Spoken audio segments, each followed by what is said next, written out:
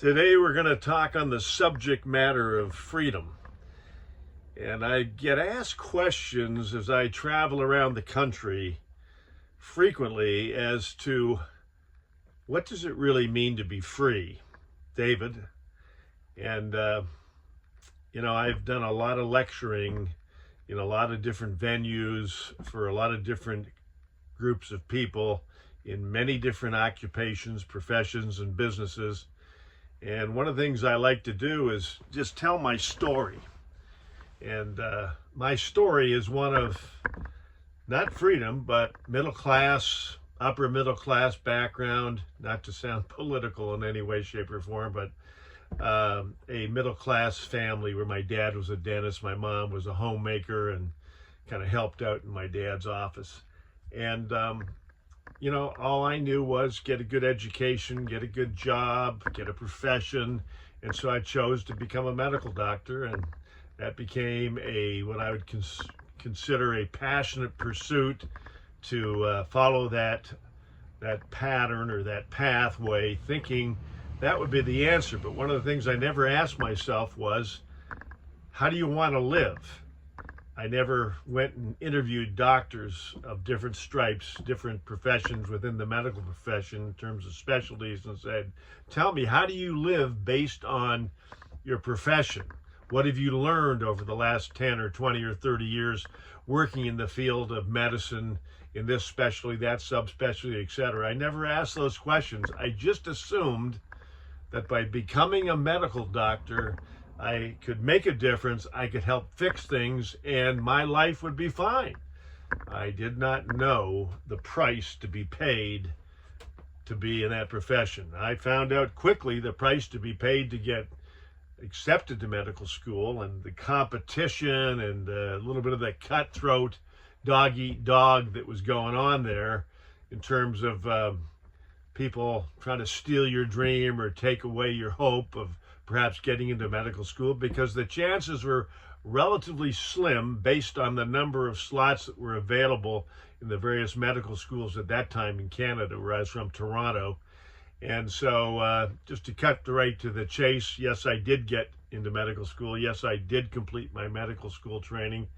But something happened to me partway through that training where I began to say to myself, okay, when I finish up my training and I begin to work in a subspecialty, or I begin to work in my profession and I'm building a practice and building a patient population, I'm going to be busy, taking care of people, and I don't know how much freedom I'm going to have. And I tell you this much, I said, hey, I'm going to take a summer off. This is in between second and third year med school. I'm going to take the summer off, and I'm going to go travel across Canada, go from Toronto to the West Coast and stop at some beautiful places along the way through Calgary and Saskatchewan, Edmonton, and go up to Banff and Lake Louise and come through Kamloops and Vernon and Penticton and Kelowna, all the beautiful cities, and go down through to Vancouver Island, and then travel the entire west coast of the United States, and then maybe come back diagonally from the southwestern United States through to Denver and back to Toronto. So I had 90 days of freedom where I just chose to do what I wanted to do every day. I knew, okay, you know what? I think I'll hang out here in Vancouver and or Vancouver Island for 3 or 4 or 5 days. It was never like I was on some strict schedule, and I was traveling with somebody at the time and ran into lots of different friends that I met up with in various cities, and just had an incredible time. Stayed up late if I wanted to stay up late, slept in late if I wanted to sleep in late, and stayed in motels, stayed in people's homes, couch surfed, slept in tents and pitch tents, and ate around a fire pit and did all kinds of cool stuff, and burned through a lot of money. Had a Volkswagen Beetle. It was a powder blue old Volkswagen Beetle. I called it a Volkswagen Beetle Exploder car, and I just man, it was just the time of my life. You know, I grew my hair out, grew a beard, and I just basically had cutoffs and lumberman shirts and painter pants and clogs and flip-flops. And I mean, it was just like, what a time of my life. And then, of course, it came to an end, and I thought, oh, okay, now it's time to go finish my medical school training. And of course, my father was concerned about me, wondered, you know, David, what do you want to do? And I said, well, Dad, I'm thinking about taking a year off. And he says, why do you want to do that? I said, I just want to kind of explore the world and really kind of figure out for sure if medical school is what I want to do. And he got this stern look in his face and said, David, let me tell you something. Don't be a quitter. That was your dream, and there's times where there's bumps in the road and maybe a little bit of doubt or self-doubt, but I encourage you to get back in there, roll your sleeves up, finish your education, and then when you're done with it, then you can decide to go and do what you want to do. And indeed, I did finish up, and I was thankful to my father for the advice he gave me. He was quite stern about it. And finished up my medical school. I remember that medical school graduation day, and my mom and dad are there with me, and I had this big, you know, kind of Chewbacca hairdo and this big old beard, and pretty husky guy in those days with some of the weightlifting I was doing. You know, busting the buttons right out of my shirt and my suit jacket. And I thought, man, I got the world by the tail. And so myself and a buddy of mine, we decided to move to the U.S., got recruited, moved to Alabama, and worked for a clinic, learned how to run a primary care clinic. We had decided not yet to go specialize, thought we might later. You know, I was thinking about orthopedic surgery. I think he was thinking about plastic surgery. And, you know, just kind of made some good money, worked overtime, and learned the ropes of how these guys who were quite entrepreneurial, these doctors, that were doing a lot of other things in business besides medicine, and were diversified and had made quite a bit of money in a number of different successful investments. So here I was thinking to myself, you know what, that's quite a cool pattern. You know, I think I could do something similar to that. And I just had some of that entrepreneurial spirit like my buddy did. And so we decided we were going to move out of Alabama, and we were looking for a place to settle in together, to set up a practice together. As it turns out, not because we were opposed to each other, but I ended up liking Seattle. He ended up liking Dallas area, and we each set up our own practices, but we were thinking about setting up freestanding emergency clinics and helping to evolve a trend where you set up these urgent care centers in these strip malls and provide people a quicker, easier, simpler way to be able to see the doctor on the fly. They have semi-emergent problems. They don't have to wait for 3 hours in the ER. The fees are way cheaper. And that was one of my dreams. And so from there, I got involved in so many different things, in investments and real estate and marketing and distribution of wide variety of different things. And many things went very, very well. The practice of medicine ended up becoming a very demanding mistress, meaning the more patients I saw, the more time it took, the more staff I needed, the more overhead I had in order to make that business work. And I had, you know, high accounts receivable, money owed to me, accounts payable. I had to pay out money, and you deal with the HMOs, the PPOs, and all of the different alphabets of medicine and Medicare, Medicaid, you name it. And it just got to be burdensome and took away from the joy of being a practitioner. So while I was dealing with all that and looking to build up a book of accounts, so to speak, with enough patients to have a fertile practice, I was doing some of these other things on the side, you know, the real estate and nothing down deals and some money instruments and Swiss francs, and looking at gold and all kinds of different things. And one of the things I did was I developed a reading habit. I started reading some great books like Think and Grow Rich, Laws of Success, Master Key to Riches, How to Work Your Own Miracles, and books by the great Orison Swett Marden. his great The Miracle of Right Thought and As a Man Thinketh by James Allen and Psycho-Cybernetics. And so I began to study and read up on how the mind works, what it is that creates fear and why people are held back and have self-doubt.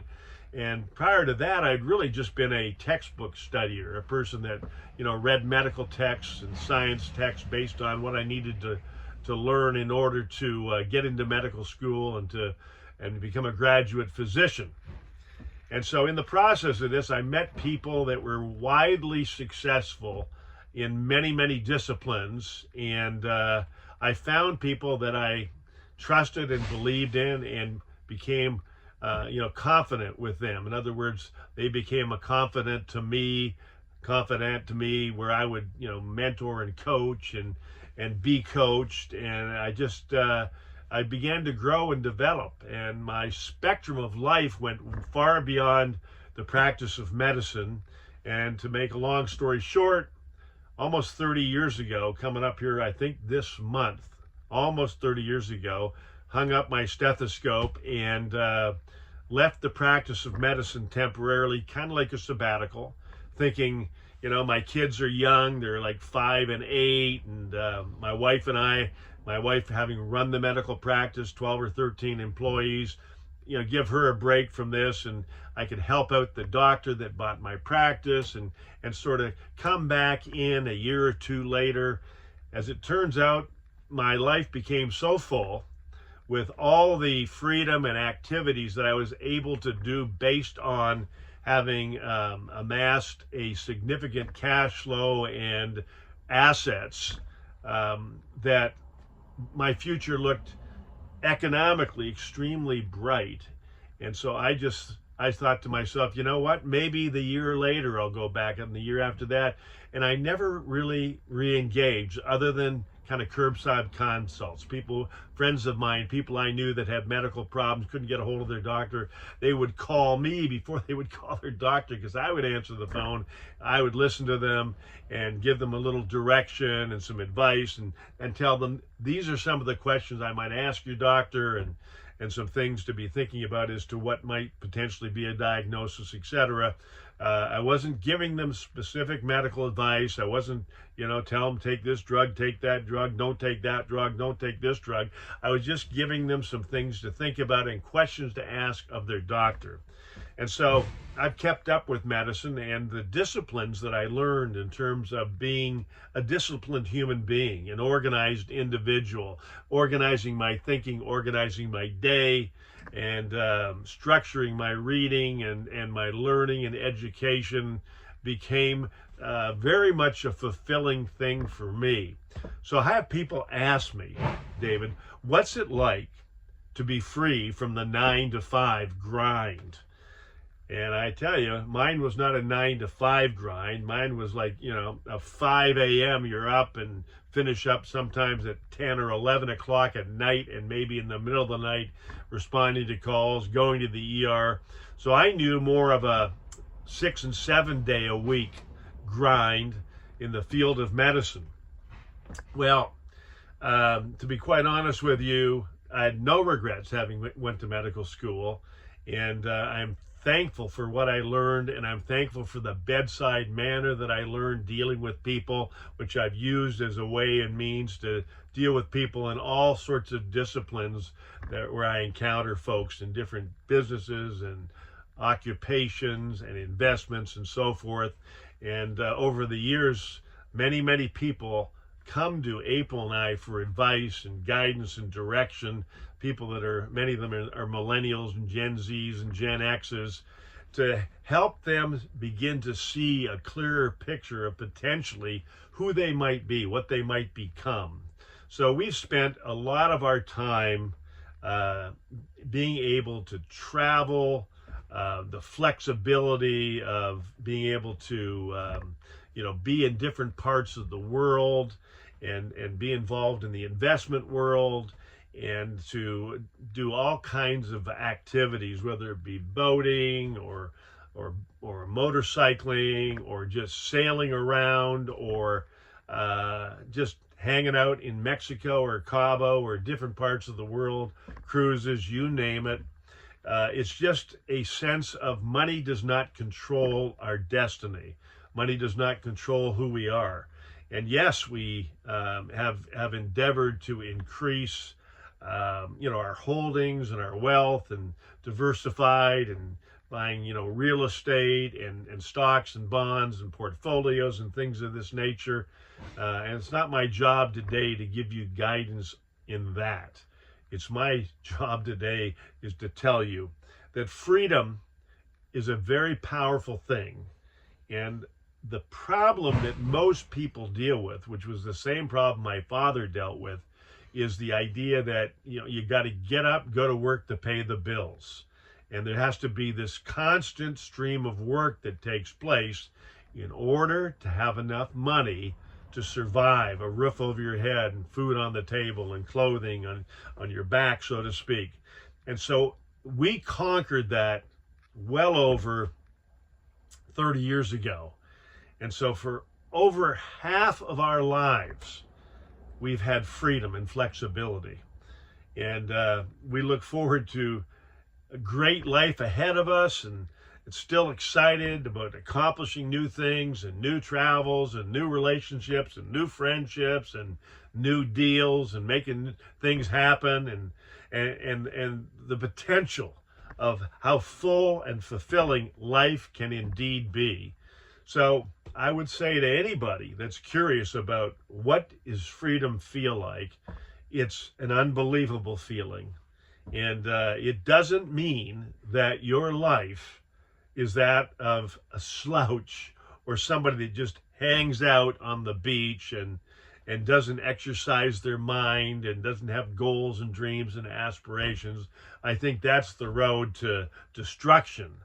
We must stay up on accomplishing things and looking forward to new dreams and new goals, etc.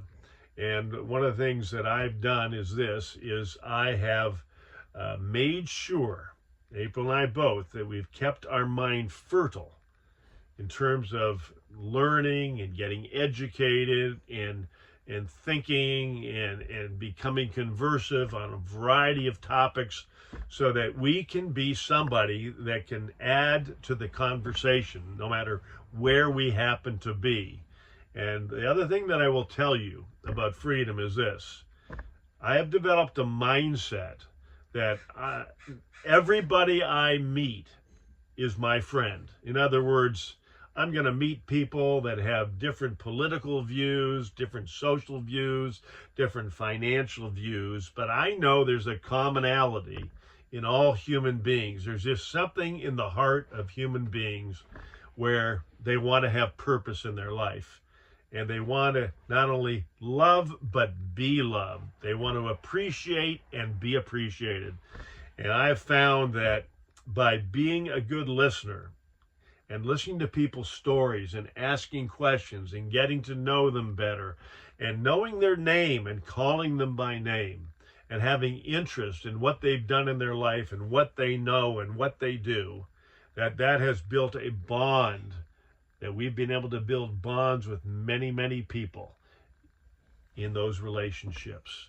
And I would also say that in the process of being mentored and mentoring people, and the freedom and flexibility that's gone with taking care of the financial element of our lives, is that it's empowered us to be a better mom and dad to two incredible children that are doing some fantastic things with their lives. Our son in the music industry, and he's also an inventor and in terms of acoustics and things in the music industry that he's working on right now.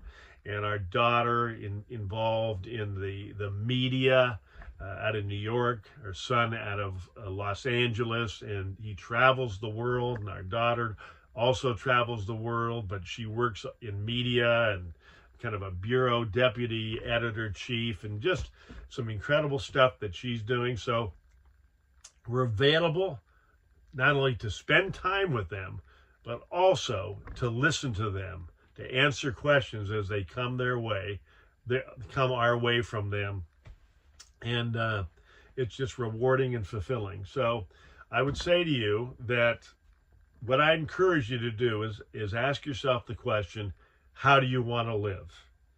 And when you discover how you want to live, meaning where do you want to go? What do you want to do?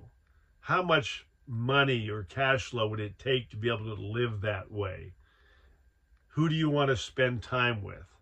When you begin to discover that kind of flexibility and freedom where money and time are no longer an object, and you have a purpose and a passion that is so great, it drives you, gives you a sense of fulfillment every day, then you wake up in the morning and you wake up with joy, knowing that your life is on track, that yes, you have ups and downs. Yes, you have setbacks, and you'd maybe take a little step back, but then you get ready to make a comeback, that you know what to do when challenges come up in your life. And this is one of the things I recommend to people is when they have really challenges that are really concerning and troubling to them, I said, figure out what's the worst that could ever happen.